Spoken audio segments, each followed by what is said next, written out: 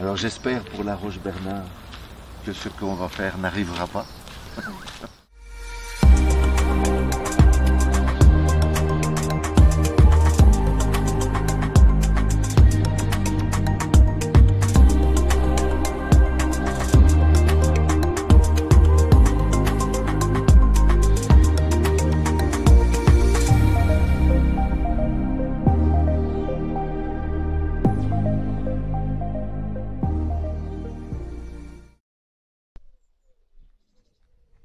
Nous voici à La Roche-Bernard, en Bretagne, pour partir à la rencontre de Roland Palmert, un artiste peintre aquarelliste. J'ai souhaité interviewer Roland pour en savoir un peu plus à son sujet, connaître ses aspirations et ce qui l'anime en tant qu'artiste. Je vais donc laisser Roland se présenter à vous, et nous vous présentons également son parcours et ses démarches artistiques. Salut Loric. Bonjour Roland. Salut, ça va bien? Ça va bien, ça va bien. Voilà. Du coup Roland, si vous pouvez nous faire une petite présentation, 2 minutes, 3 minutes. Volontiers. Merci. Alors mon nom est Roland Palmert, je suis d'origine belge.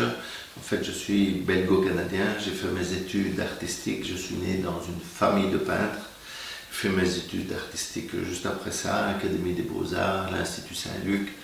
On a gagné beaucoup de prix tout jeune et puis j'ai fait un service militaire d'abord, mais j'étais volontaire 8 ans. 8 ans comme instructeur paracommando et entre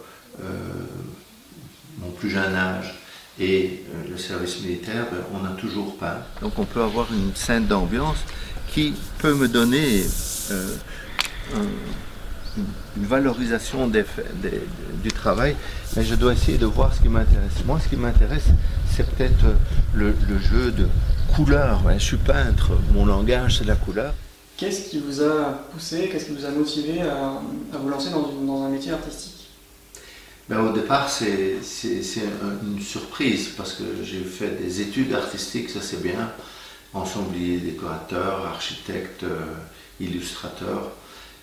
Mais une fois les études faites, finalement, tu n'as pas de débouché non plus. Mes parents n'étaient pas trop contre, enfin pas trop contre, mais pas trop pour non plus. Donc il fallait être intelligent plutôt que simplement artiste. Donc c'est comme ça que j'ai fait architecture dans le fond. Et puis, chaque fois qu'on réalisait quelque chose, chaque fois que je réalisais quelque chose, c'est pas moi qui veux, moi je fais, mais c'est les autres qui trouvent que tu as du talent ou que tu fais bien ceci ou cela.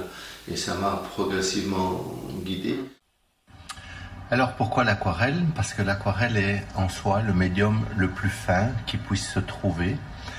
Riche, puissant, des pigments forts, concentrés, naturel pour la plupart ou synthétique pour plus de force, d'intensité, de luminosité, de transparence. 3 catégories de pigments principaux, minéraux, sédiments et teintures sont la combinaison de tout médium qu'on va utiliser pour peindre. À l'aquarelle cependant, le médium se trouve un ensemble très riche d'une combinaison de plusieurs éléments dont la gomme arabique, la glycérine, des sucres synthétiques, miel, sucre naturel, des fongicides, etc. qui permettent d'avoir une belle stabilité. L'aquarelle est un médium vivant par excellence parce que les couleurs sont combinées à l'eau. L'eau est source de vie, de bienfaits, de luminosité, transparence, lumière aussi, transparence avec les rayons de lumière qui habitent finalement l'œuvre. Beaucoup d'engagement de la part de l'artiste, très peu de possibilités de repentir, ce qui en fait toute son authenticité, sa beauté, sa vérité. Donc je suis un adepte de l'utilisation de l'aquarelle, mais j'utilise aussi occasionnellement et très souvent en fait pour la peinture et l'expédition l'acrylique que je fluidifie pour créer un pont entre l'aquarelle et l'aquacrylique, on dirait. Alors quand on enseigne le fin du fin, on attend aussi des artistes un engagement total. C'est ce qu'on tente à faire dans des cours, mais principalement des stages un peu partout dans le monde. Pouvez-vous nous parler de votre record du monde? Oui. 60 peintures pour 60 ans? Alors, c'est ça, à un certain moment, comme tout le monde, ou comme tous ceux qui aimeraient bien, on a eu l'âge de 60 ans et je me demandais bien ce que je pouvais faire pour mes 60 ans. Alors il y avait la possibilité d'un repas avec les amis, tout ça c'était intéressant, mais une nuit, vers 58 ans, je me suis dit, tiens, j'ai une bonne idée, à 60, ce serait bien de faire, pas un record du monde, mais j'ai l'idée de pouvoir peindre et offrir finalement à la communauté artistique une épreuve qui ne serait pas facile à réaliser, mais qui serait le concentré de mes 60 ans de vie. Et donc j'ai eu l'idée de faire 60 tableaux d'1 mètre pour 60 mètres de peinture. Et 60 mètres finalement représentent 3 jours et 2 nuits de peinture non-stop en continu. Ce record du monde a eu lieu à Arches en France, où sont confectionnés et réalisés les papiers Arches, un des meilleurs papiers dans le monde avec la plus large distribution. Et comme on a choisi cet endroit-là, l'usine est venue monter les feuilles sur palette et on a brisé les scellés à 6 h du matin et on a fini à 18 h 3 jours plus tard. Et donc ce record du monde, c'était un record du monde officialisé par le guide Guinness des records. Et nous voilà... En 2013, hein, c'est ça? En 2013, oui, voilà. Vous enseignez des gestes d'art, Roland, mais aussi des attitudes à adopter qui vont de pair avec ces gestes artistiques. Pouvez-vous nous en dire un peu plus sur vos méthodes et d'où tirez-vous votre inspiration? Mon inspiration, elle est en moi, donc c'est quelque chose que je ne sais pas trop décrire, quoique j'ai de bonnes idées. Mais l'idée sur la méthode, c'est d'être vrai. Quoi que tu fasses dans la vie, c'est bien d'être vrai. Et c'est devenu un genre de méthode où tu produis quelque chose. Dans notre cas, c'est de la peinture, c'est des tableaux, donc des livres, du matériel artistique connexe. Et l'idée, c'est de dire, bon, qu'est-ce que je fais, comment je le fais et comment je vais le transmettre aux gens. Et donc j'ai des idées là-dessus sur le contenu, mais comme c'est le fruit le plus souvent du hasard, j'essaie d'être le plus vrai possible en prenant le maximum de risques possible. Il n'y a rien qui me dit une bonne arrivée, mais je ne vais pas alimenter mon échec. Je préfère être vrai, authentique, les gens ressentent ça. Alors je dois essayer, alors c'est un défi que je me donne là, je ne suis pas sûr de bien faire, mais j'ai une idée et vous allez vous mettre au service de cette idée. Faites ça en tout temps. Vous allez interagir avec une personne qui s'appelle Aquarelle, elle est féminine, elle est capricieuse un peu. Elle est exigeante et je dois prendre mon talent pour le mettre au service de ce qui va se passer. Restez à l'écoute de ce qui peut se passer.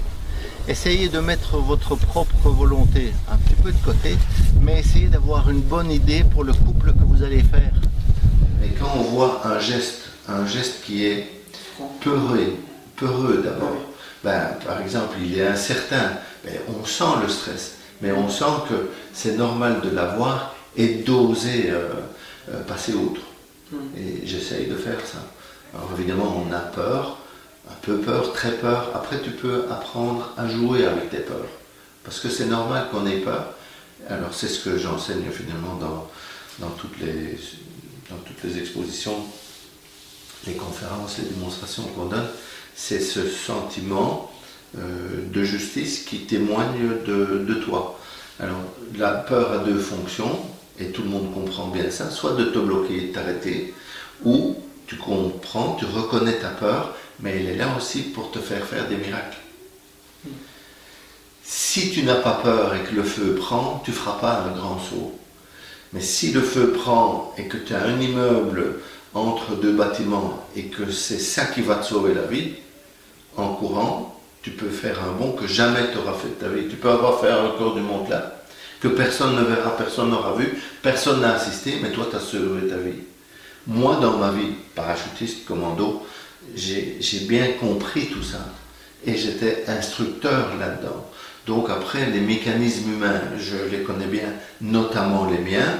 Et si chacun a peur, ce qui est normal, c'est comment on va accepter ses propres peurs et comment on va les transcender. Donc elle vient de là, cette audace dans l'engagement que vous avez dans vos gestes forts. On essaie ça, et donc il n'y a pas... C'est pour ça qu'on ne peint pas. C'est pour ça qu'on ne dessine pas, parce qu'en ne dessinant pas, ça te demande une audace, une confiance en toi que tu pourrais ne pas avoir, mais le fait d'oser libérer ton geste, ça, le spectateur va le percevoir. Quand tout est parfaitement dessiné, planifié, bah, tu suis un chemin qui est complètement balisé. Et donc, il n'y a pas de prise de risque, ou très peu. Et on s'en fait quand même beaucoup. Ben moi, j'ai enlevé tout ça et je me suis dit, je vais partager une certaine reconnaissance d'un phénomène, la peur, celui de pouvoir la transcender et d'offrir des gestes forts, ce qu'on appelle souvent des gestes d'art. Vert phthalo, avec différentes terres dedans, à la limite de mes foncés. Et je vois, mon Dieu, c'est presque noir. Allez Roland, danse, danse mon grand. Et là-bas, de plus en plus petit, voire de plus en plus bleuté. Le bleuté va vous donner de la distanciation. Ça tombe bien, monsieur le maire va être content. Et je peux voilà, être plus éloigné, plus vert dans mes sujets. Et je refais dans ce sens-là l'appel d'eau jusqu'à présent. Allez Roland, continue. T'es bien parti.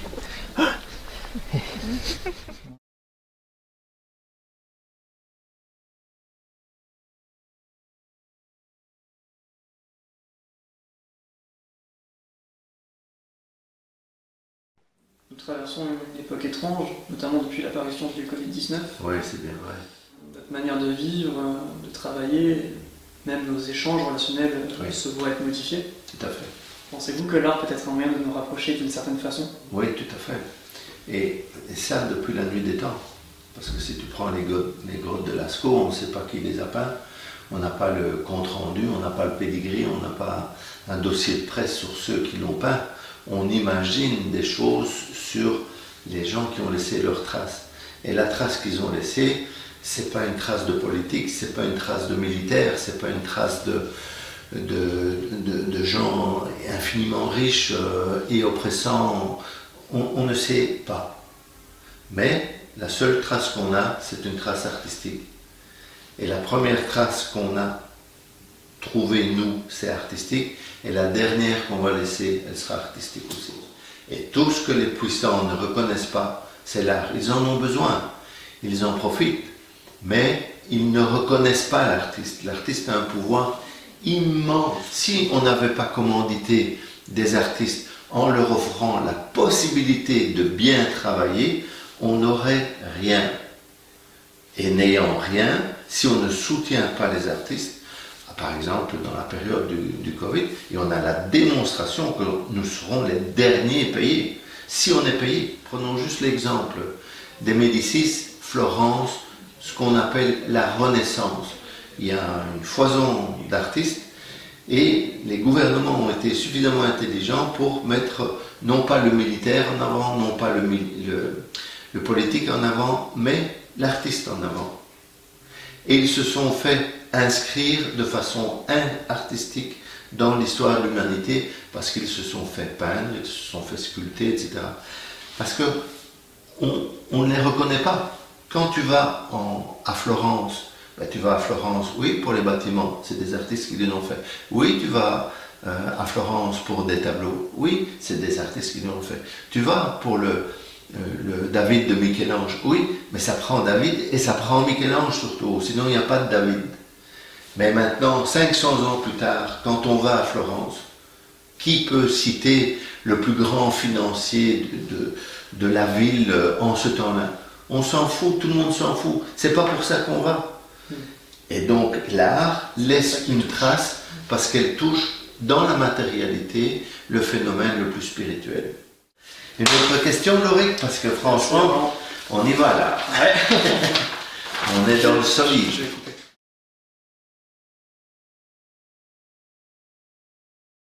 Travailler, travailler, travailler. Et quand vous avez fini de travailler, vous recommencez à travailler. On va travailler. C'est juste beau. Ok, merci Laurent. Mais je t'en prie, merci beaucoup à toi, Lauric. Et bonne chance pour la suite. Toi aussi. Merci.